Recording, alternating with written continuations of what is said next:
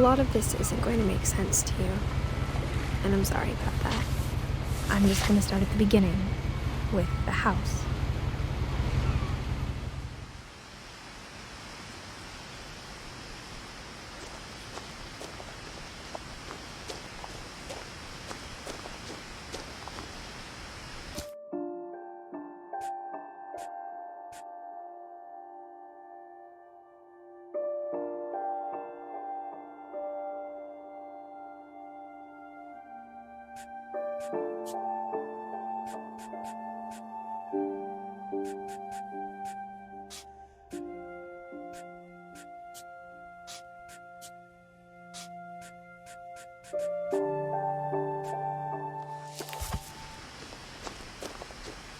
I lived here until I was 11, but I wasn't allowed inside half the rooms.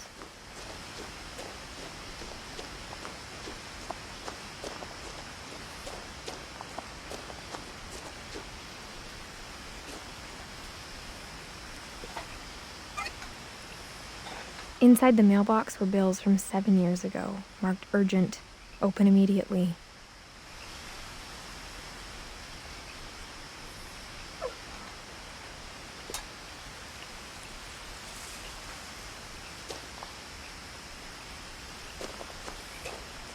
I hadn't been back since my brother Lewis's funeral.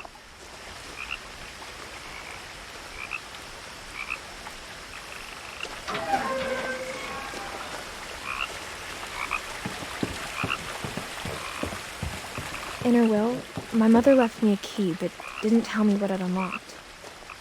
Maybe she thought I'd know, or she thought that the mystery would be enough to bring me back.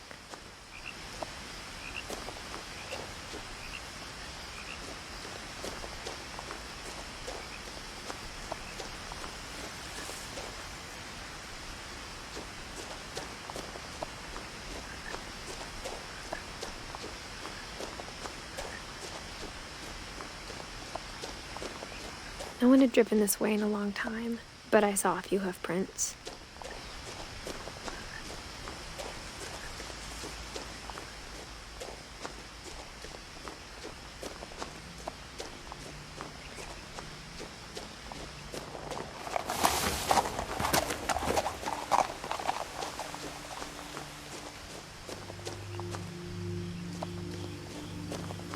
The truth is, even after I inherited the house, I never thought I'd come back to it. But now I had questions about my family that only the house knew the answers to.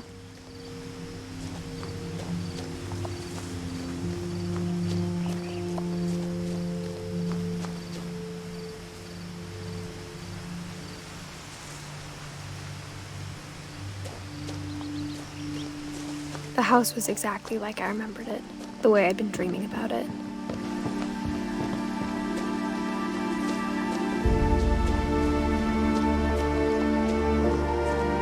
As a child, the house made me uncomfortable in a way I couldn't put into words.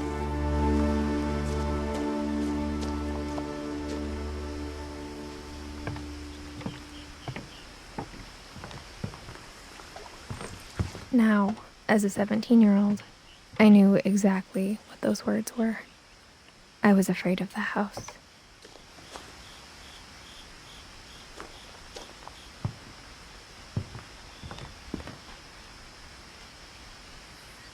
I hoped the key might unlock the front door. It didn't.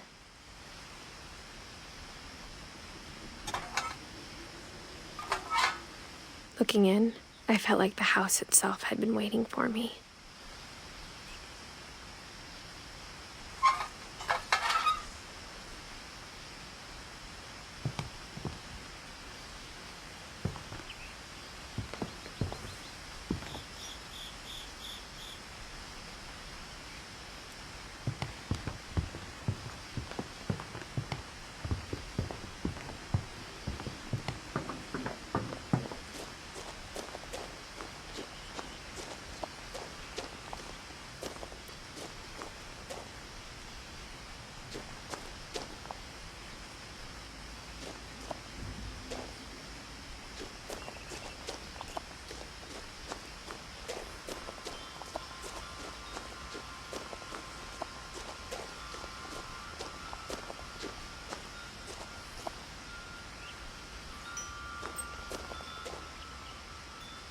The house felt like it had always been here.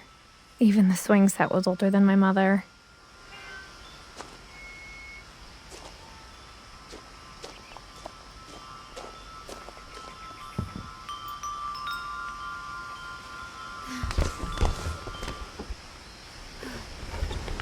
Crawling through the doggy door used to be a lot easier when I was 11.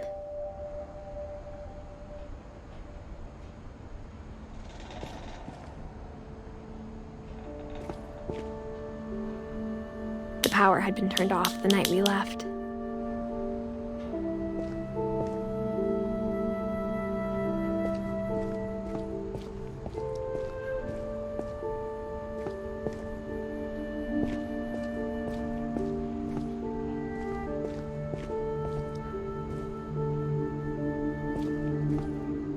For the first time in years, I felt like I was home. But instead of a family, there were just memories of one.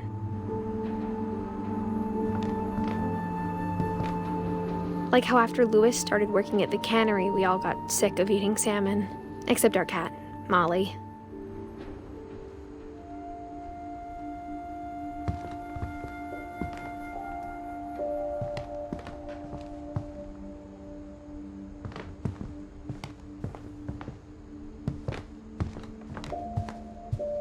The table was still a wreck from the night we left. It was like a bomb had gone off, killing everyone but sparing the furniture.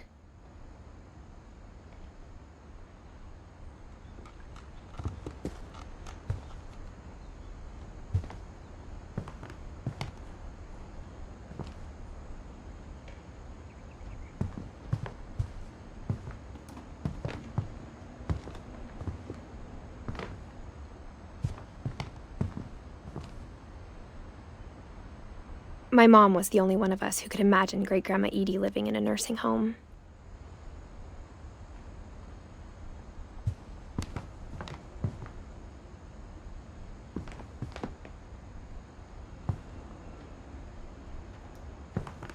Nothing in the house looked abnormal. There was just too much of it, like a smile with too many teeth.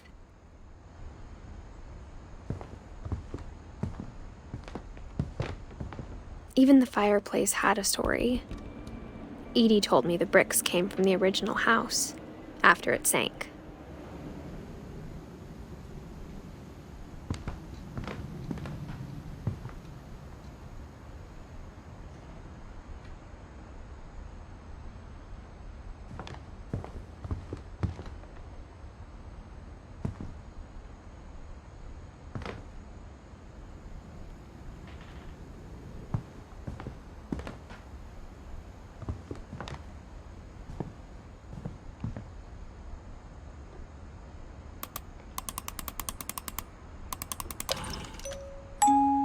Great-Grandpa Sven built a music box for Barbara, along with the rest of the house.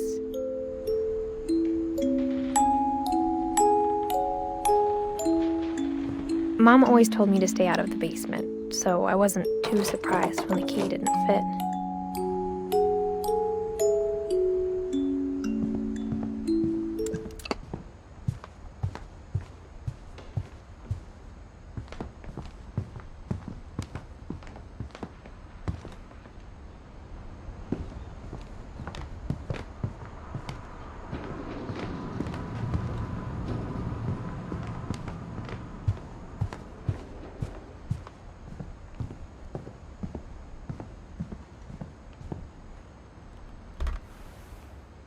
Edie told me once that every Finch who ever lived is buried somewhere in the library.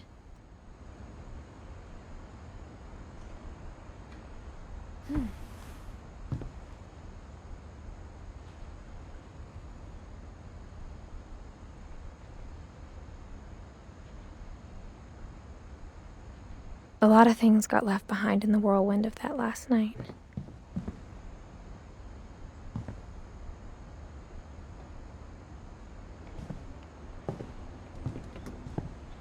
My mom wasn't much of an optimist, but she never stopped believing that my brother Milton was alive.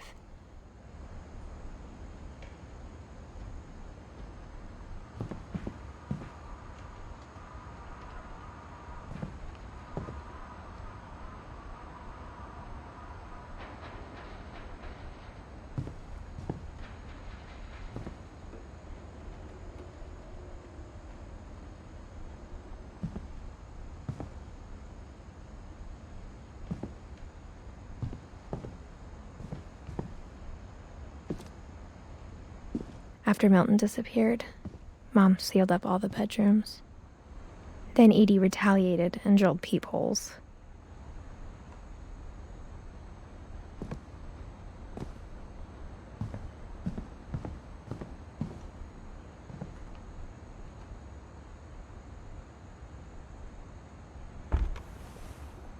Molly always seemed like a girl I could imagine being friends with, if she hadn't died in 1947.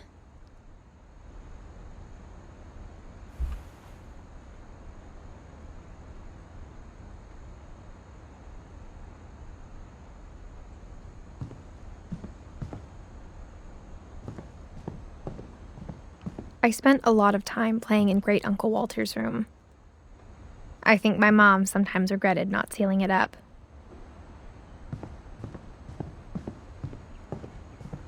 Lewis told me there were secret passages, but I never believed him.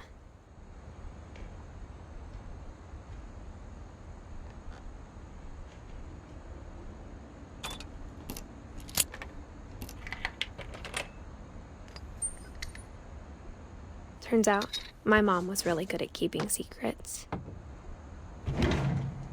Now it was time to find out what my mom had been afraid of.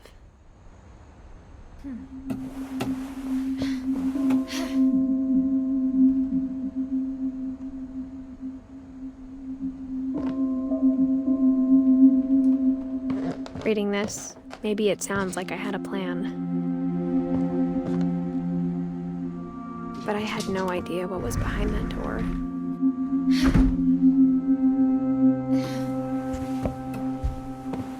Just like I had no idea where all this was gonna lead.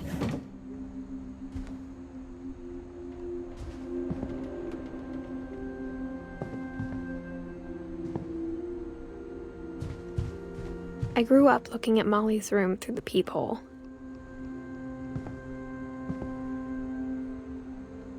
Molly's gerbil had a tiny bedroom with its own even tinier gerbil cage.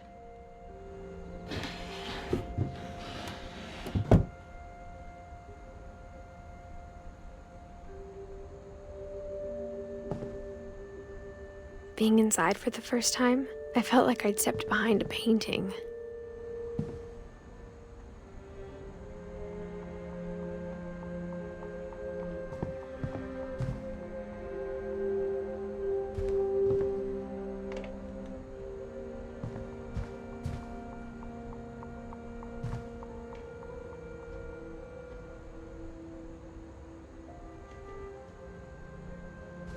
I got the sense Edie had spent a lot of time here.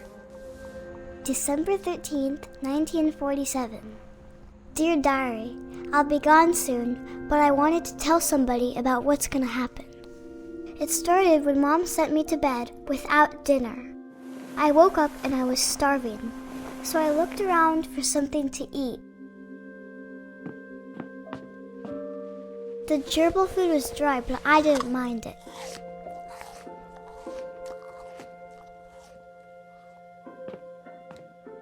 My Halloween candy was all gone.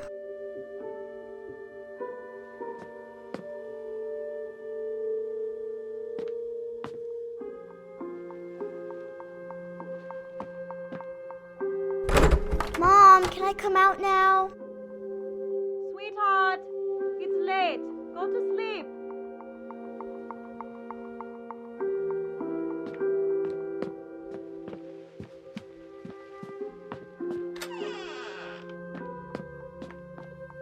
I kept eating and eating.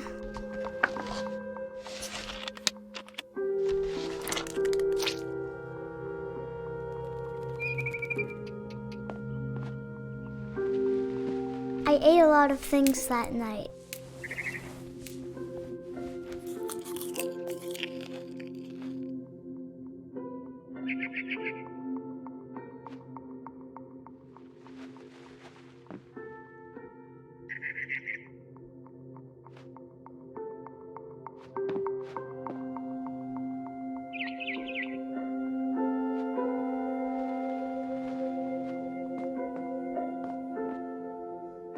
Then I heard chirping outside my window. It was a barn swallow going back to her nest. I reached out for her,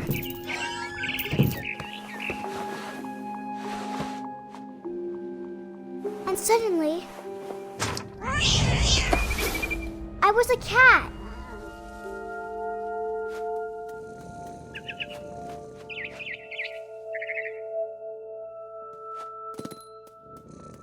I tried to be quiet, but the bird was really scared.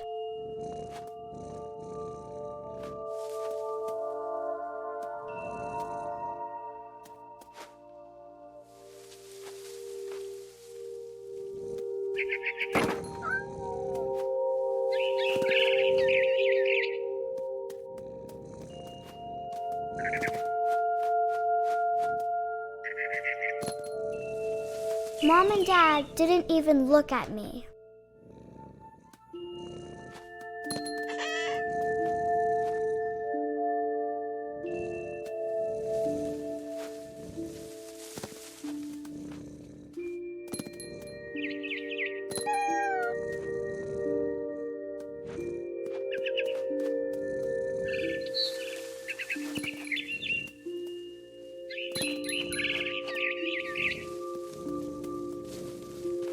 I jumped and I almost got her.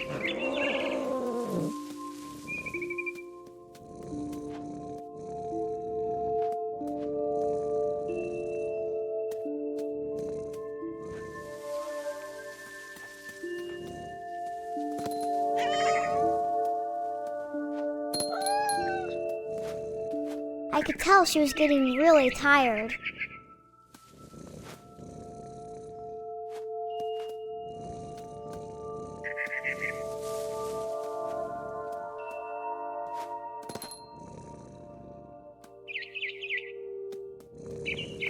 Now I was up in the big tree. I promised Dad I wouldn't climb it anymore. All I cared about was eating that mama bird.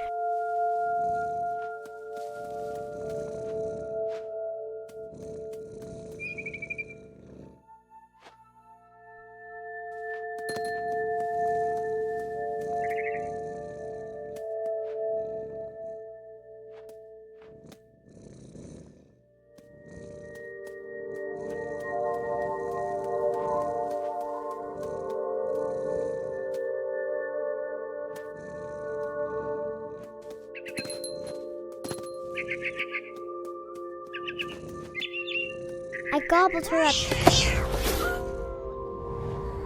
And suddenly, I was an owl.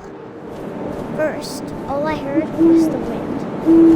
Then I heard little teeth nibbling in the grass.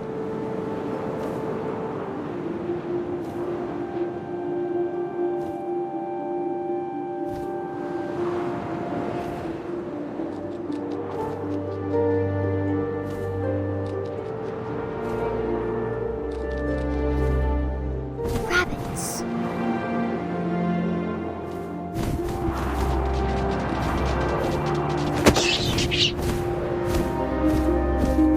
I imagined his face looking up and seeing mine through my talons. I swallowed him up, and I didn't chew one bit. Then I flew off to find something bigger.